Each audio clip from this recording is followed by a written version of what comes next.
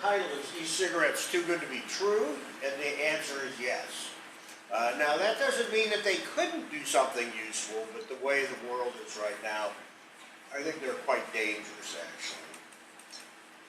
So what is an electronic cigarette? And there are many different products that are called electronic cigarettes. The basic elements of them is that there's a battery, there's a vaporizer that heats up a fluid with nicotine. Usually it's propylene glycol, nicotine, and usually a bunch of other stuff. And so when you suck on the mouthpiece, it flips a switch, turns on a little heater that then creates an aerosol of the nicotine with the propylene glycol and other things, and you breathe that in. So it's kind of like a nicotine inhaler. And they're meant to mimic smoking, and there's no question that they deliver fewer toxins than a cigarette does. A cigarette is just exquisitely toxic. It's basically a little toxic waste dump on fire. And you're breathing in thousands of toxic chemicals, a lot of fine particles, and I mean, there's just no other consumer product out there that's as dangerous as a cigarette. With an e-cigarette, you're breathing in a whole lot of fine particles, nicotine, which is an addictive drug, and less toxic chemicals than you are with a conventional cigarette, but you're still breathing in toxic chemicals. Now, the e-cigarettes have really triggered a big argument in the health community, and I came into this agnostic. A few years ago, when Josh Sharfstein was still the deputy commissioner of the FDA, I visited him, and this is just as they were coming on the market. He said, well, what do you think about e-cigarettes? And this is when people were saying they would revolutionize the tobacco world and help people quit smoking. I said, well, let's get some data and see what it shows. Maybe they're good, maybe they're not good. And as the data has accumulated, and there's not a huge amount of data, but it's pretty consistent, as you'll see, I've become very pessimistic about it. But there are people still out there who remain optimistic. And I'm not counting the people who are shilling for the e-cigarette industry. The people they've hired are very misguided people like Mike Siegel, for example. But I'm talking about like people like Neil Benowitz at San Francisco General, who's an expert on nicotine, a good guy. And the argument that the optimists make is that you really have to have some alternative to cigarettes for the hardcore smokers. These are the people that no matter what you do, no matter how much you raise the tax, no matter how many times you tell them to call the quit line, no matter if you stand on your head, they're going to keep being addicted to nicotine, and we need to give them a cleaner way to get nicotine. The second thing they point out is that if you smoke an e-cigarette and compare that to smoking a cigarette, you're getting much lower levels of toxic chemical exposure from the e-cigarettes.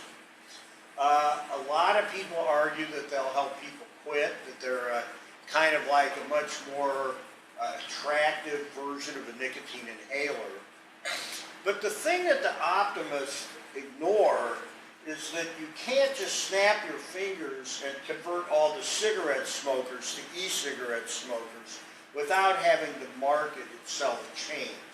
And it's those changes which are the real problem. Most of the people who've been debating e-cigarettes have been really focused on the product itself and what the vapor it delivers without really thinking about the marketing environment and the changes in overall use patterns. And that, to me, is really what's important. And up until about 2 months ago, when the CDC published a little brief 575-word piece in the MMWR pointing out that youth use of e-cigarettes was exploding in the United States, and nobody was talking about kids at all. And I'll come back to that. But the other thing the optimists say is that e-cigarettes have this potential to really disrupt the whole cigarette market and shake it up in ways which are going to undercut the power of the big cigarette companies. Now the problem with that may have been true 2 years ago, but now all of the big cigarette companies are in the e-cigarette business. Lorillard, I really should have put these in a different order. Lorillard was the first one in, which bought Blue, and they bought a couple of other smaller brands. Reynolds American came in second. Altria is now in the market, test marketing their Mark 10.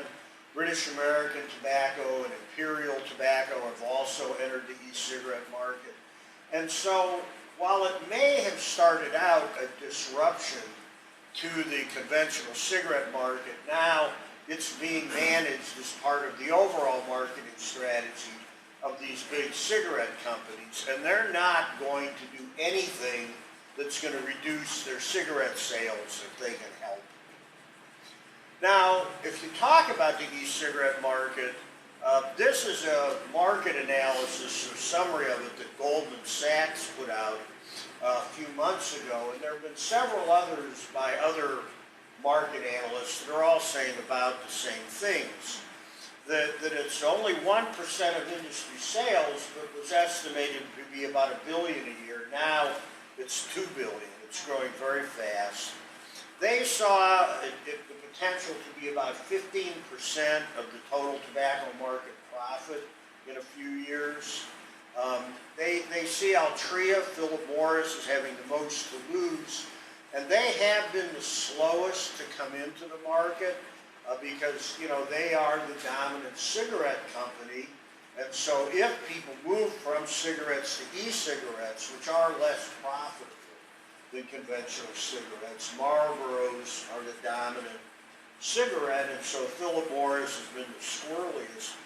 Lorillard has the most to gain. They're the smallest of the major cigarette companies, and they have about half the e-cigarette market right now, so they're doing very well. They think the smaller players who had comprised the market up until recently are going to still be out there because they're willing to accept lower profit margins. They don't have the marketing muscle that the big companies have, so it's not clear how long they're going to survive. E-cigarettes, up until about a year ago, were almost entirely being sold over the internet. It's relatively inexpensive to market through the internet. You don't require the big marketing chains, large advertising budgets for TV and radio, or placement into commercial establishments. But now that the big tobacco companies are in there, you know, you go into Costco, they have Blue cigarettes. Blue, which is Lorillard, has, they've cut deals with amusement parks to create e-cigarette vaping zones. Like the Six Flags chain has done that. Goldman Sachs said that the rates of trial of these cigarettes are high, but the people are not picking them up, but the rate at which people are picking them up is increasing. They see the entry into the retail market is very important, and this is something only the big cigarette companies have the capital and the connections to do. But the most important thing they found is that most e-cigarette users are what are called dual users of cigarettes. That is, they are not giving up e-cigarettes, or pardon me, giving up cigarettes and using e-cigarettes.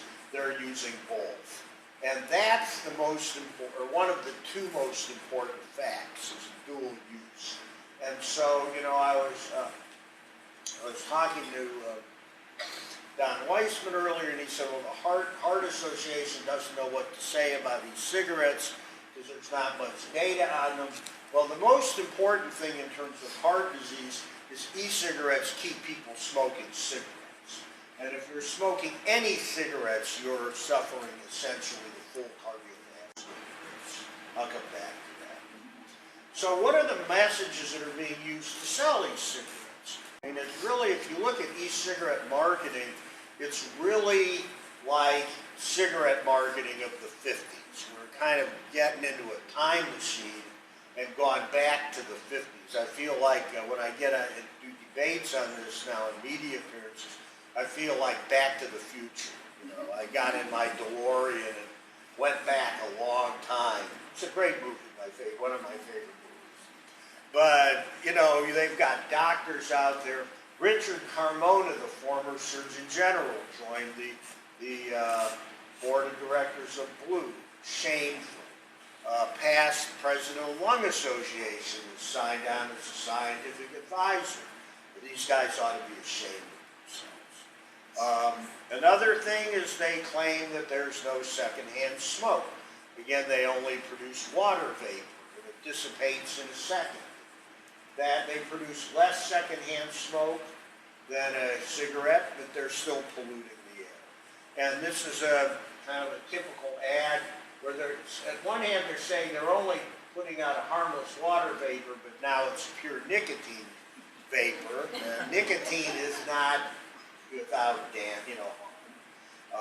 especially if you're a non-user, non-smoker. And the other thing that I think is interesting about this is water vapor is colorless and odorless. And so here this is not water vapor, whatever it is. Another message is the health message. You can use it to quit smoking. And this is a really interesting one from Blue that shows the kind of inconsistent messaging. It's like, you don't need to quit, switch to Blue. So it's not a cessation message, it's a go over to Blue. And then another one that's very important is that you can smoke anywhere. Because, one of the most important things that you guys and a lot of other people have accomplished is moving tobacco use outdoors, and not even everywhere outdoors. I mean, if we were walking down the beach yesterday, the open air shelters are smoke-free, the bus stops are smoke-free. And this freedom to smoke anywhere. We're all adults here. It's time we take our freedom back. To say that the smoking is back in public nicotine consumption indoors is okay. But some of them explicitly tell you how you can quit smoking. And if you look at the frequently asked questions, it's how can you quit smoking? What's the best way to do it? And so, if you look at the website, it's telling you how to use e-cigarettes to quit. But if you dig way down deeper, you could find this disclaimer saying, well, actually, we didn't really mean what we said on the website, that there's really no evidence to help you quit. We're not regulated by the FDA. As I said, another very important message is you can smoke anywhere, but this is the socially acceptable way to to get your nicotine fix. All these places that you can't, airplanes, restaurants, nightclubs, bars, actually airplanes now, the Department of Transportation finally said you can't use e-cigarettes on airplanes.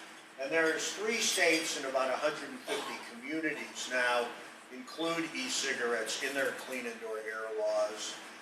And I think the single most important thing you should walk out if you're wanting to do is include e-cigarettes in your clean indoor air laws.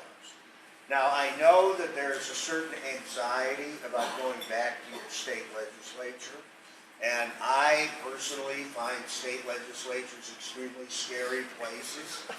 So I don't know that you want to open your state law, but, work at the county level, work at the local level. That's where we're a lot stronger. And then maybe after you've done that, then you can get the state to come in when you don't have to trust them. Here's another example of the ad. And then there's lifestyle appeals, socialization, romance, things like that, and then sex, of course. And there's Playboy e-cigarettes. And Jenny McCarthy, the former Playmate of the Year, is now a major spokesperson for blue. And so, no, people know this is like sex appeal and glamour and stuff like that. So, it's out there. And the other thing that's interesting is, and this is again something that the little original e-cigarette companies never could have done, but they're in every Costco store in the country. And the interesting thing is look at where they are. They're in the pharmacy. They're right next to Advil. And this is, in my view, an implied health message. That, these things are a medicine, and they're not. Now, as I said, e-cigarettes are less dirty than cigarettes. And I think, exactly how much disease they cause, what kind of diseases they cause. It's going to take a long time to figure that out because we need to let people use them for a while before you can see just what do they do for heart disease and cancer. But but this is from a paper by Glantz, and he measured these things: formaldehyde, acetaldehyde, acrolein, etc., NNN and NNK are tobacco-specific nitrosamines, and some heavy metals. And, he compared 15 puffs of an e-cigarette, which he thought was about like smoking a cigarette. And you can see that, by and large, the amount of toxins that are delivered by the e-cigarette are less than a cigarette. Now, sometimes, like if you look at formaldehyde, the upper bound of e-cigarettes is in the, within the range you would get from a cigarette. But for the most part, you're getting less of this bad stuff. And so it may be that you're getting less bad effects, although nobody knows that for sure. But another way to get nicotine by inhalation would be to use a nicotine inhaler, which is an FDA-approved system. And you can see that the e-cigarettes generally are delivering about as much bad stuff or more bad stuff than a nicotine inhaler. The ND means not. So what do we know about direct health effects? Well, as I said, not a lot. Because if you want to know what the long-term effects of e-cigarette use are, people have to use them for a long time. And so we have to wait 5 or 10 years to answer the question. And so the question is, what do you do in the meantime? Well, there are some things we do know. One is that e-cigarettes expose users to a lot of ultrafine particles and nanoparticles. And that's completely unavoidable because that's how they work. They work by creating this aerosol of these very fine particles that include nicotine droplets. And those fine particles, or fine particles in general, are bad. They cause heart attacks. They trigger inflammatory processes that are probably related to cancer. And but nobody knows for sure if the fine particles that e-cigarettes are creating are like the other kind of fine particles that have been studied a lot, which generally come from combustion processes like cigarette smoke, secondhand smoke, wood smoke, diesel exhaust. All of those things are about the same in terms of their effects. And, that's something people are starting to look at, but you are getting exposed to a lot of these ultrafine particles, which, as far as we know, if we make the assumption that they're ultrafine particles like other ultrafine particles, that's a concern. We know that they deliver nicotine, which is what they're supposed to do. And if you're a smoker, that's the whole idea.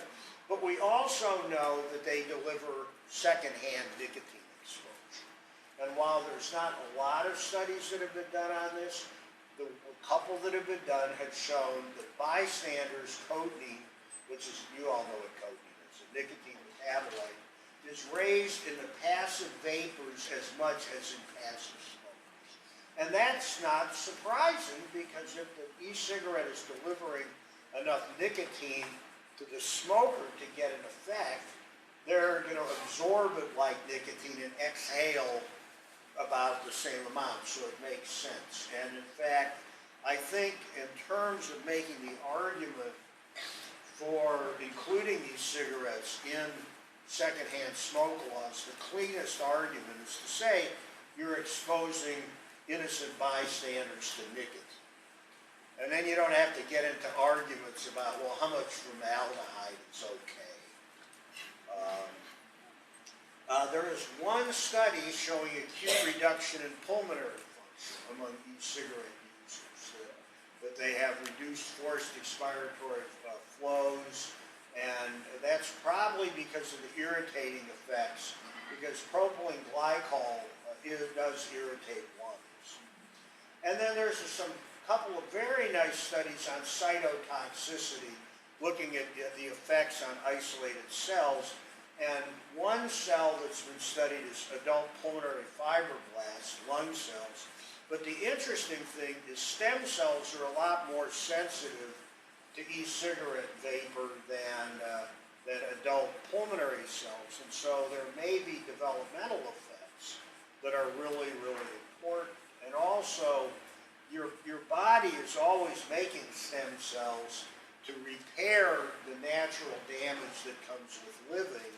And, you know, that if those repair systems get compromised, you know, that could be causing effects. But it looks like lungs are not the most sensitive. So what do we know about behavior? There are several surveys of adult use that have been done in the United States and several other countries.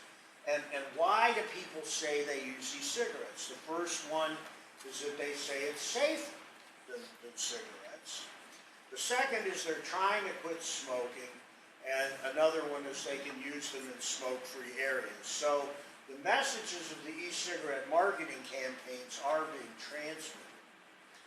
But the other thing that's really important is that there's very high levels of dual use, that people are in general, smokers are not in general switching from cigarettes to e-cigarettes. They're using cigarettes some of the time, and they're using e-cigarettes in environments where they can't smoke. And there are two surveys that have been done that explicitly quantified dual use. They came up with 84 and 55%. There are several others where you can kind of infer the dual use level from the other statistics. And they're running, I think when the dust settles, it'll be about 80%, which is what Goldman Sachs said. And they might be smoking a little bit fewer cigarettes. This is one of the benefits that the e-cigarette enthusiasts claim, is that even if they're not helping people quit, people are smoking less. But there are a couple of surveys that reasonably measured this, and it looks like there's about 3 cigarettes a day less, which is frankly not enough to matter. Now, what about quitting? There have been 4 trials published to date, but 3 of them didn't have control group.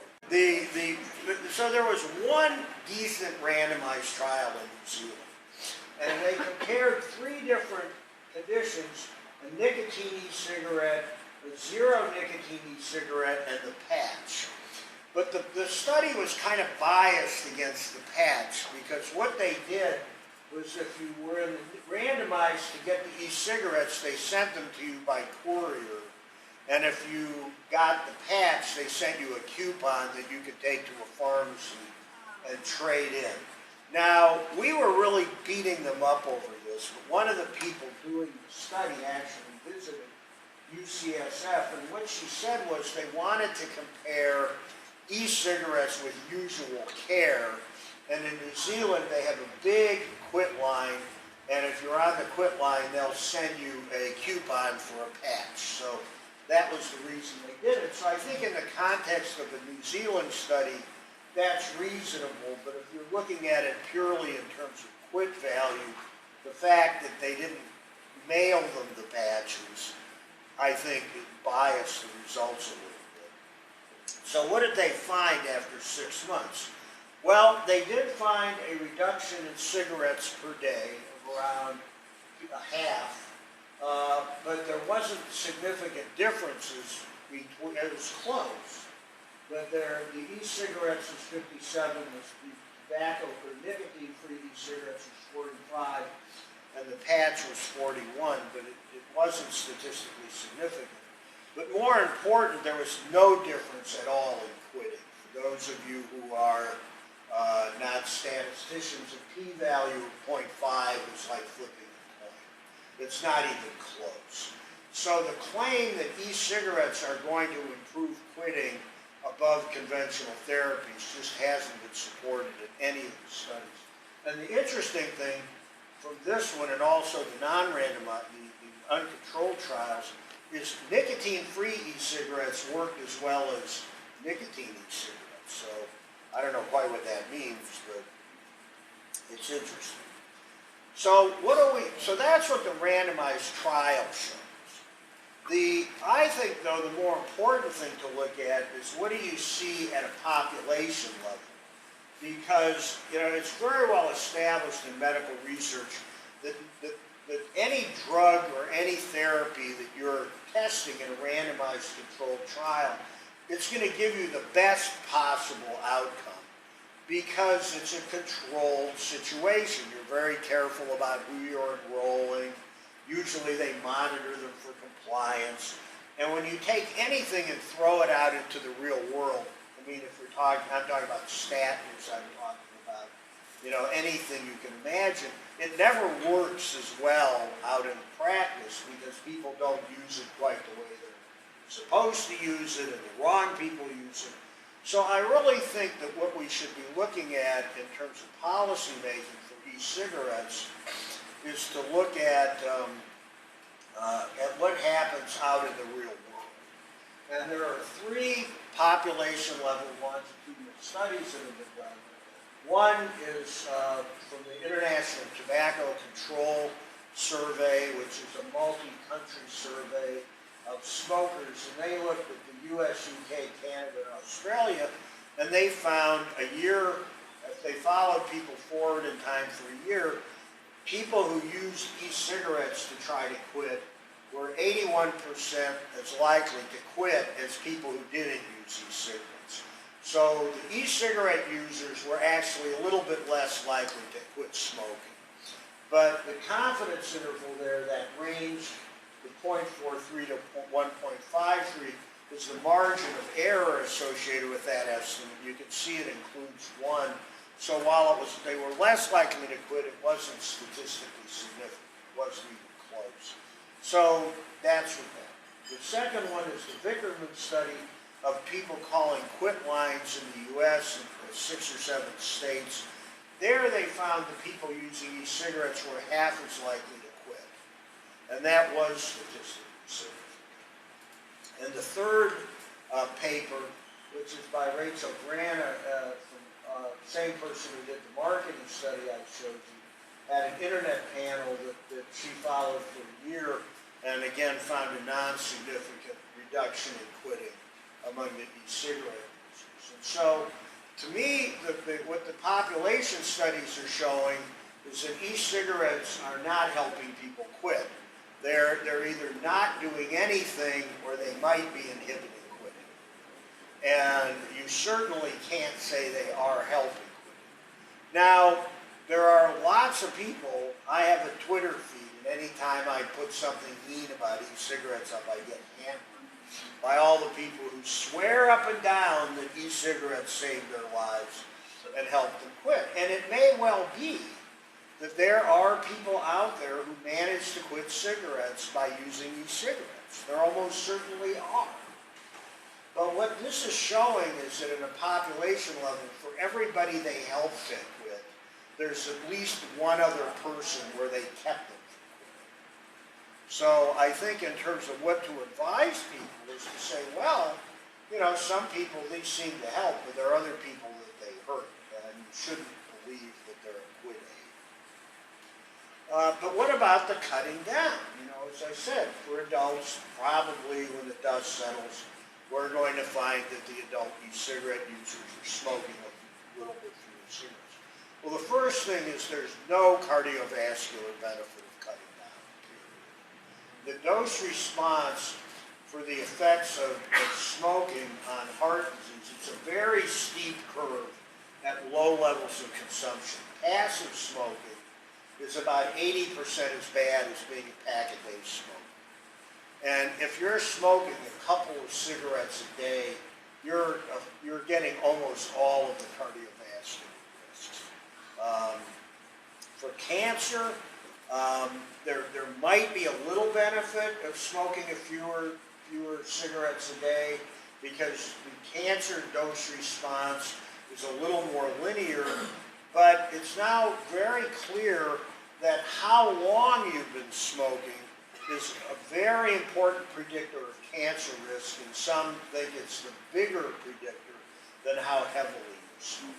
Smoking more, cutting back consumption is exposing you to fewer carcinogens, so there's some benefit to that, but it looks like how long you're smoking is also very important, probably more important. So again, if you're continuing to smoke at all, you might be reducing your cancer risk a little bit, but it's not, but the duration effect isn't going to be a factor. And then of course there's kids, which, as I said, up until very recently were completely left out of the discussion. And if you look at how they're sold, they're using all these flavors which have been clearly shown to attract kids to regular cigarettes. There was just a paper published by the CDC a couple of weeks ago that showed flavored little cigars were heavily used by kids, and there's no reason to think that e-cigarettes and flavors are not heavily used by kids. And another thing I would do here is pass a law. The first thing is you can't use them anywhere where you can't smoke. But the second thing I would do is prohibit the sale of any flavored cigarettes, which you could do. And then, if you look at the marketing, this is not appealing to a 55-year-old trying to quit smoking. I don't think, okay? But, they're being sold to kids. This is, right next to the candy. So where are they putting them? Next to the Advil and next to the candy, And, you have under the FDA hasn't yet asserted jurisdiction over e-cigarettes, although it looks like they're going to sometime soon. They just last week sent something to OMB about it.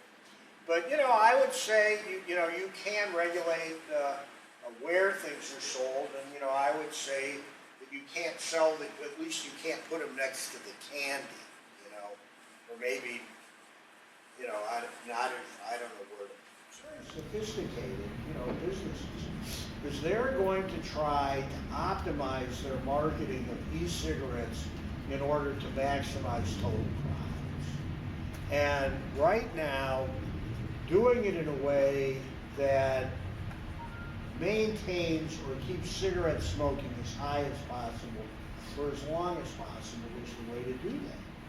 I think that e-cigarettes could undo a lot of the progress that we've made if you look at that thin ad.